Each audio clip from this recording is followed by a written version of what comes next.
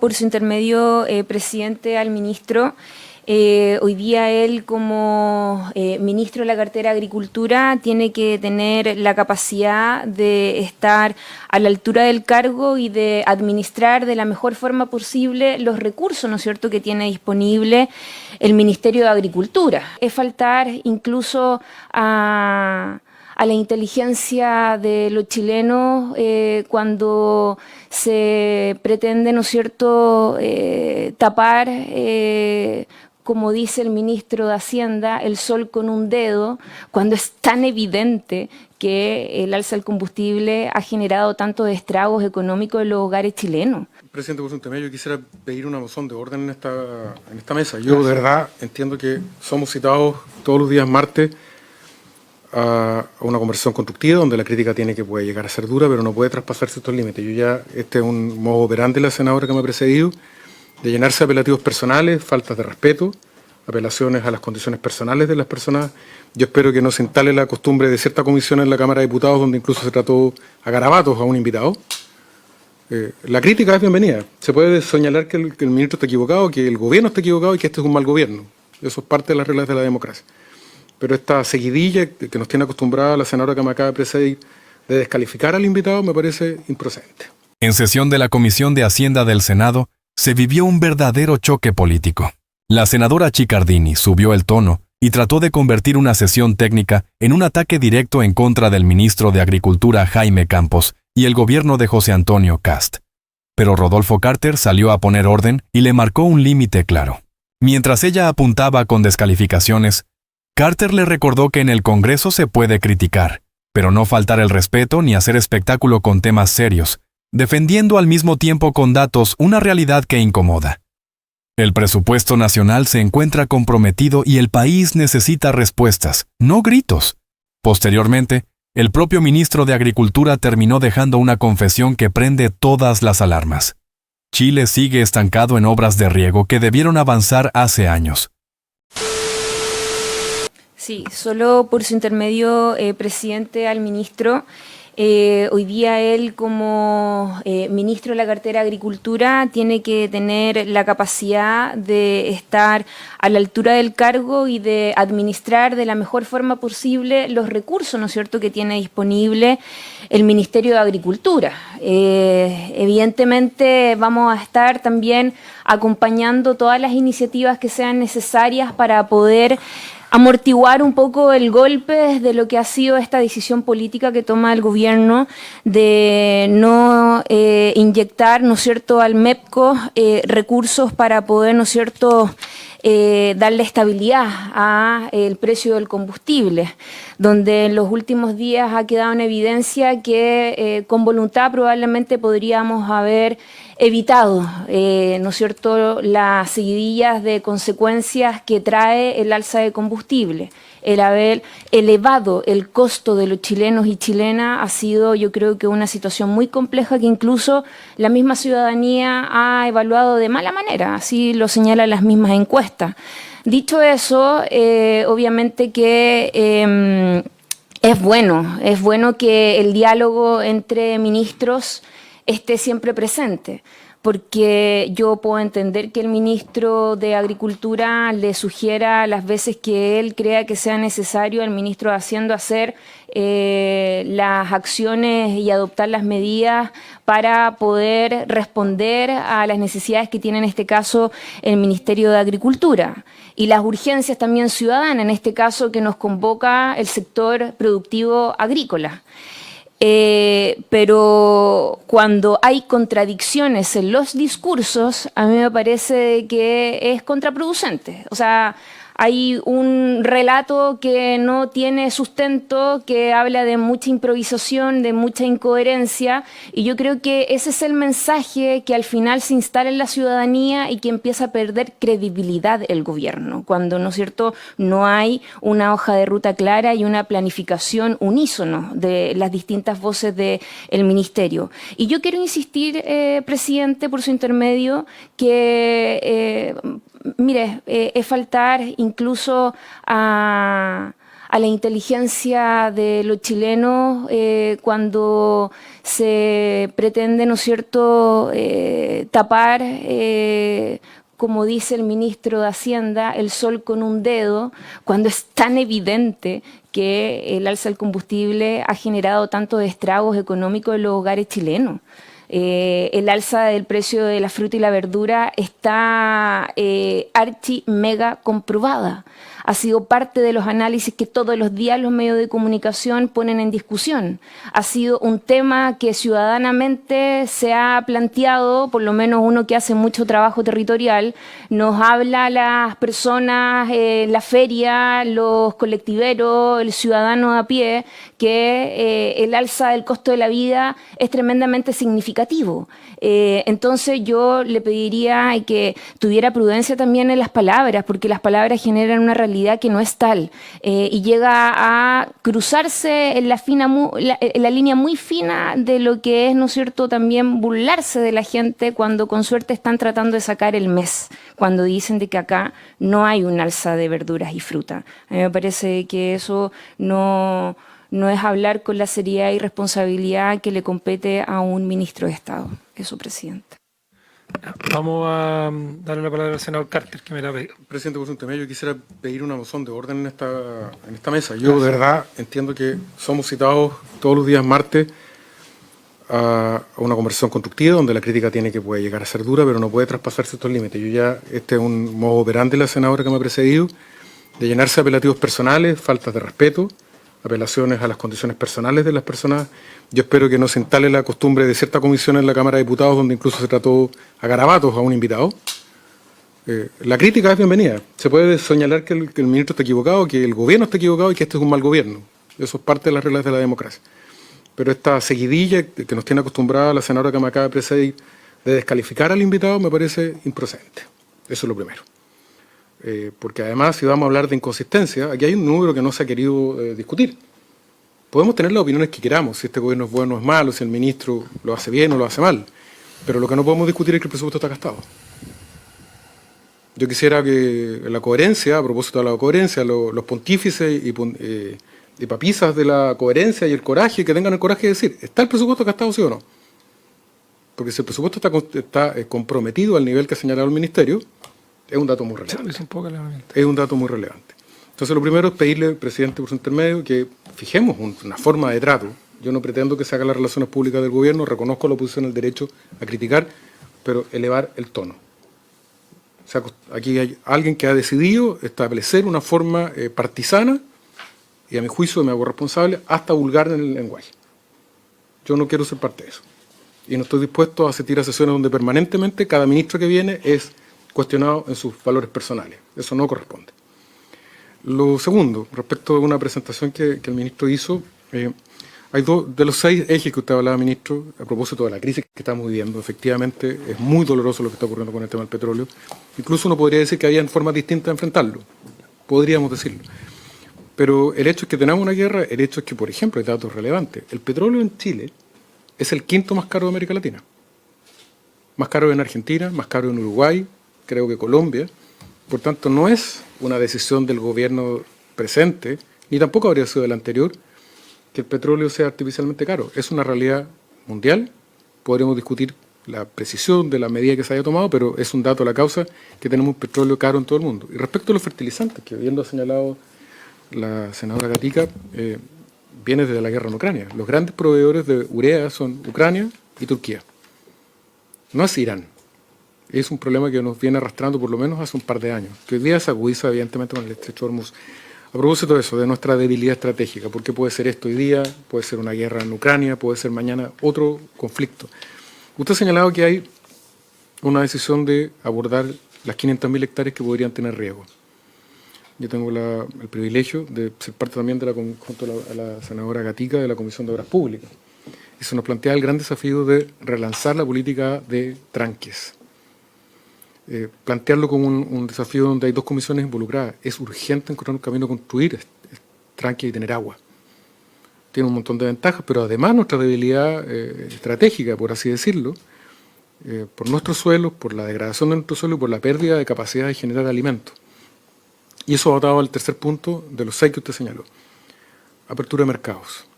Está en discusión hoy día, entiendo, un acuerdo comercial con la India, que nos permitiría incorporar a varios cientos de millones de consumidores de alimentos, de los cuales nosotros somos productores, que por un lado nos abriría nuevas oportunidades comerciales y también nos liberaría de la debilidad y dependencia que tenemos con China.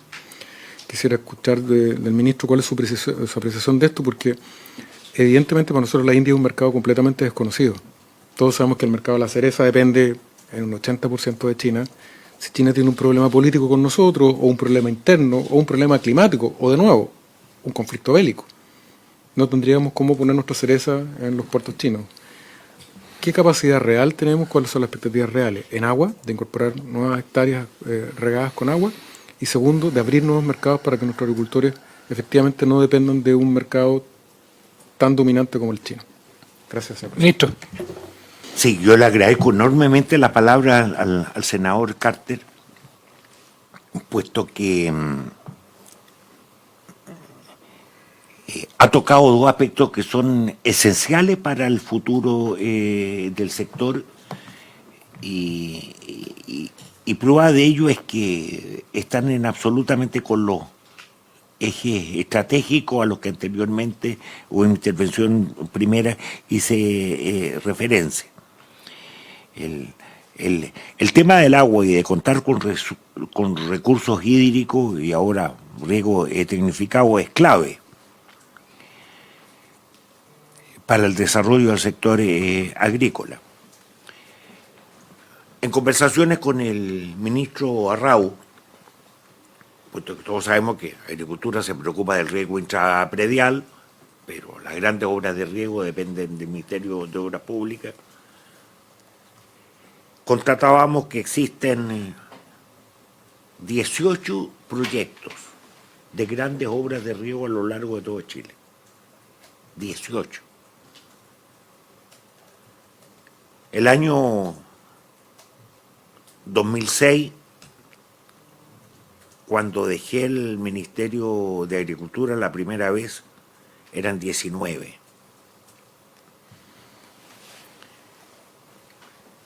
Entonces la pregunta del millón es, ¿y por qué no hemos avanzado en materia de grandes obras, que es condición esencial para todo lo que hemos estado conversando?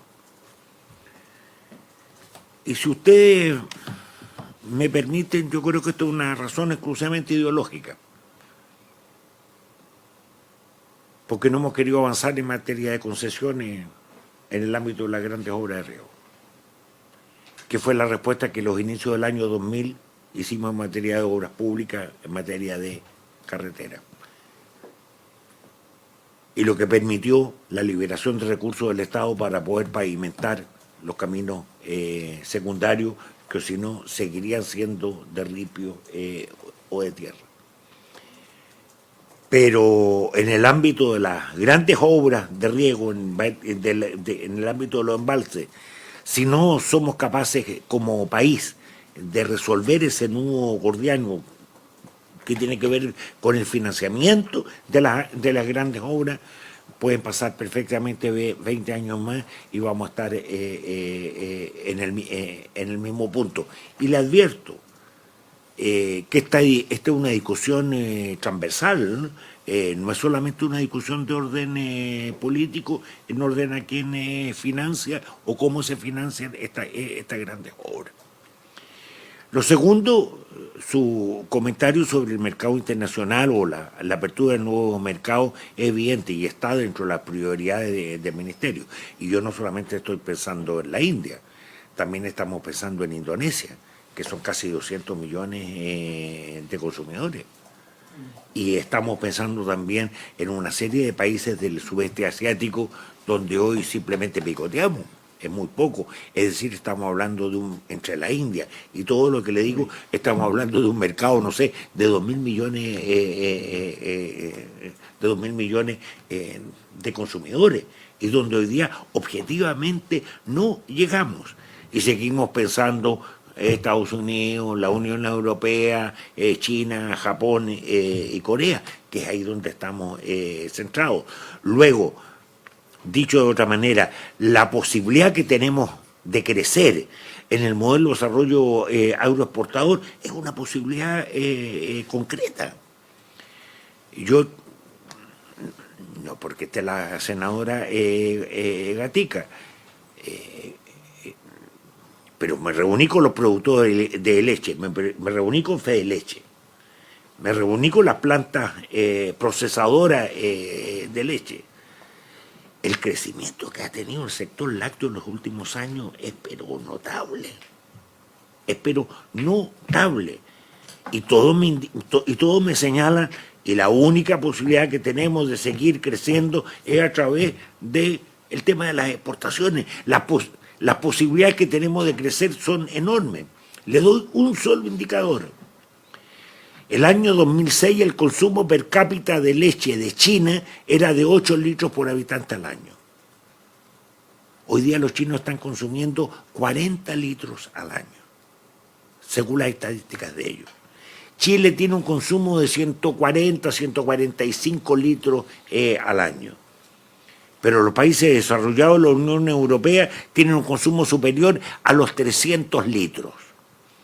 La pregunta, ¿y bueno, y qué pasa en el mundo cuando el consumo de China, como sigue creciendo, de los 40 litros llega a 80 litros? Y si, como digo yo, si no va a haber leche en el mundo, o va a haber que ordeñar no sé qué cosa. No va a faltar de todo. Y estamos hablando solamente del mercado chino. Y ahora el senador Carter me incorpora a la India otros 1.500 millones. Ahora es imposible satisfacer esos mercados. Pero todos esos mercados tienen nichos, lugares, que para nosotros son una enormidad. Una ciudad o una provincia es más que suficiente para las posibilidades nuestras. Dicho de otra manera, las perspectivas, las expectativas de desarrollo que tiene el sector son enormes. No digo que ilimitadas, pero son enormes. Y eso es lo que estamos trabajando conjuntamente con el sector privado y vamos a tener que hacerlo. Pero para eso necesitamos también hacer pega aquí en Chile. Ejemplo, agua, porque eso depende de nosotros. ¿Qué más? Patrimonio fito y zoosanitario, porque sin eso no llegamos a ninguna parte. Es la condición que nos exige. Tercero, aumentar todo lo que sea necesario en materia de innovación, pero por sobre todo hacer transferencia tecnológica, porque no saco nada con tener en línea lleno de sabios si los conocimientos de sus sabios no bajan al pequeño productor o al mediano productor. Y por eso estamos fortaleciendo los grupos de transferencia tecnológica, y así sucesivamente. Así que muchas gracias por sus observaciones, senador. Solo anoche, pero fue una pequeña intervención, me sorprendió porque me llegó un documento. Hay 20 ciudades en la India que son más grandes que Santiago. O sea, la verdad que el desarrollo de la ciudad implica ingresos medios y altos de clases medias que antes se alimentaban con poco más que arroz. Y esa gente va a empezar a pedir alimentos un poquito más procesados que nosotros tenemos en este lado del mundo.